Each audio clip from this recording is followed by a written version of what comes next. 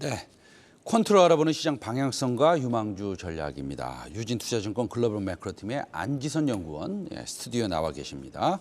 안녕하십니까? 네, 우리 안 연구원님은 중장기적인 시황도 잘 말씀해 주시지만 단기적으로도 콕콕 집어 주셔가지고 시청자 여러분들 도움이 많이 되는 것 같습니다. 자, 근데 오늘은 좀 올라갈 것으로 생각했어요. 우리가 뭐 하루하루 맞출 수는 없죠. 그래도 너무 보조 지표도 너무 밑바닥에 있고 그래서 좀 올라갈 줄 알았는데 코스닥 잘 안 올라가네요. 어떻게 보십니까?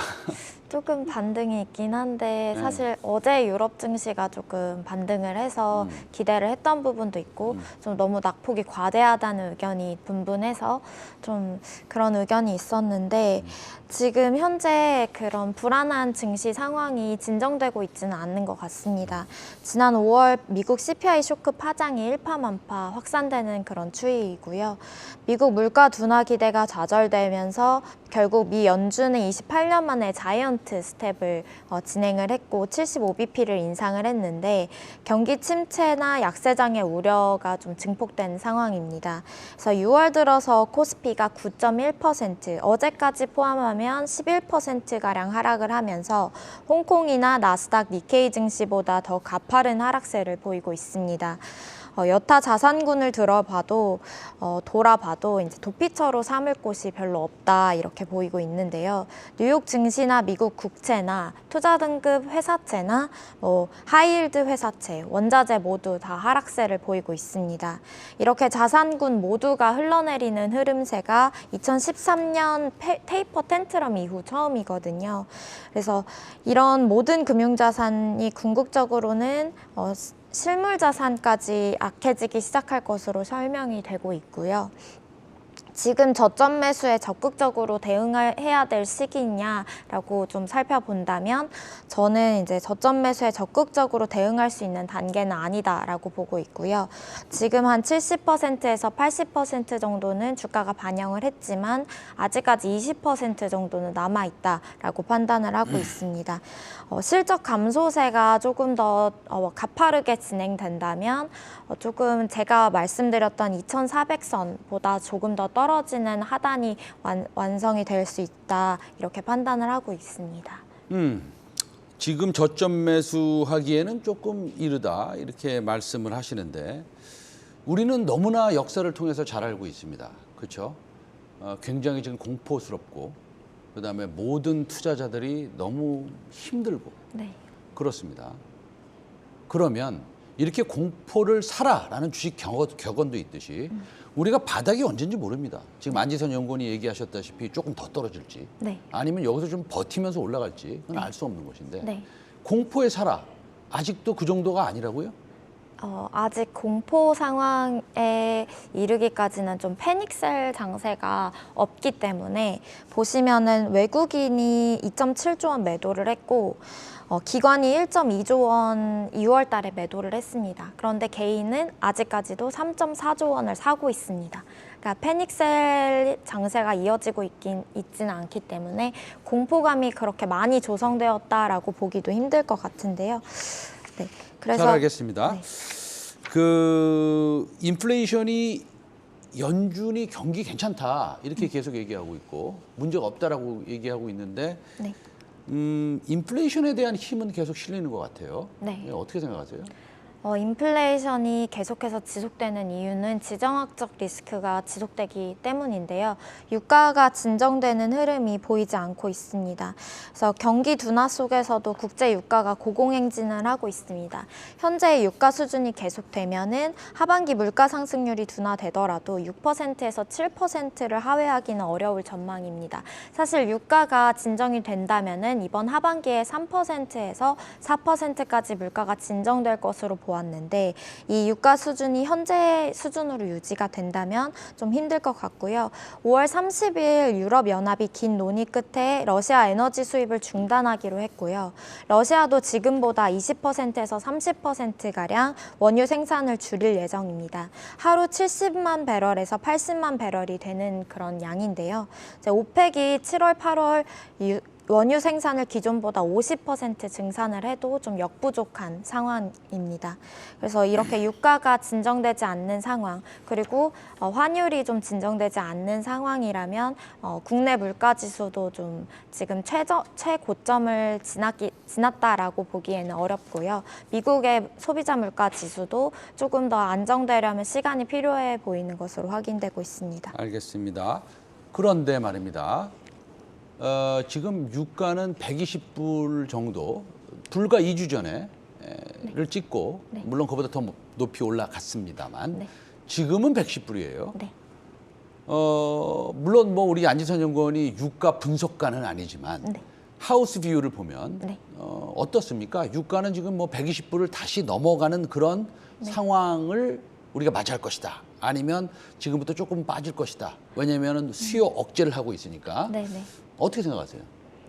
지금 뭐 바이든의 정책 이슈로 인해서 유가가 조금 흔들리는 모습을 보일 수는 있겠지만 좀 유가 자체, 원유 가격 자체는 공급과 수요에 따라서 움직이는 게 크기 때문에 지금 공급 추세가 조금 많이 영향을 주기 마련입니다. 그렇기 때문에 지금 현재 공급망이 러시아에서 감축을 굉장히 많이 하는 것으로 예상이 되고 있고 오펙 같은 경우도 말씀드렸다시피 50%를 증산을 하겠지만 그게 한 50만 배럴 정도 되거든요.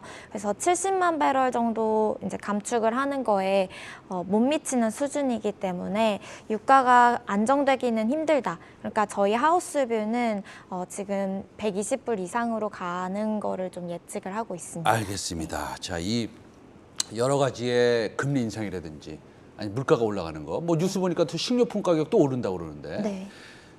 이거 고스란히 서민들이 떠하게 돼서 좀 애석하다 이렇게 이제 말씀을 안 드릴 수가 없는데 자 그러면 우리가 지금 이런 얘기하고 있어요.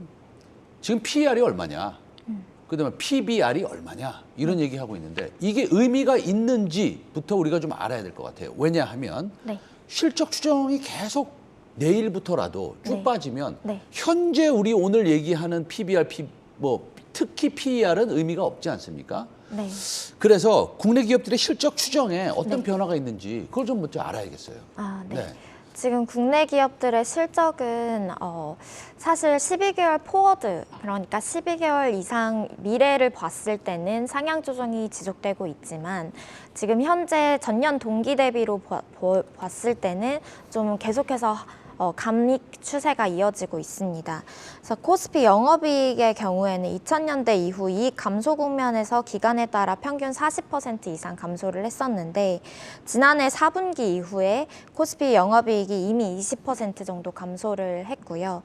네, 지금 침체 구간이다라고 명명을 할 경우에는 20% 정도 감익 구간이 더 남았다라고 볼 수도 있는 수준입니다. 그래서 국내 기업 실적 변동성이 높다는 것을 좀 감안을 하면 국내 기업 이익 감소가 10%에서 20% 정도는 남아있다라고 생각을 하고 그 10%에서 20% 정도이면은 코스피는 2,300대에서 올해에서 내년에 기업 실적이 한 10% 정도 빠진다라고 예상을 할 때 2,300이 반영된 수치이고요. 기업이 감소폭이 20% 정도라면은 PER 10배를 기준으로는 2,200. 그리고 9배를 기준으로는 2,000에서 하락세는 좀 멈출 것으로 확인이 되고 있습니다. 저는 이제 개인적으로 2,200을 좀 기준으로 보고 있고요. 네. 2,200이요? 네. 그렇다고 2,200 간다는 건 아니잖아요. 그렇죠? 네, 맞습니다. 예, 뭐 하단을, 하단이 그럴 수 있다라고 하는 것인데 네, 그 정도까지는 기업 이익이 떨어지지 않았으면 좋겠다라는 생각을 좀 하고 있습니다. 자, 이런 상황에서 그래도 모멘텀이 유지되는 업종군이 있을 텐데 오늘 뭐 조선 관련주도 좀 잘 가는 것 같고요. 네, 그렇죠?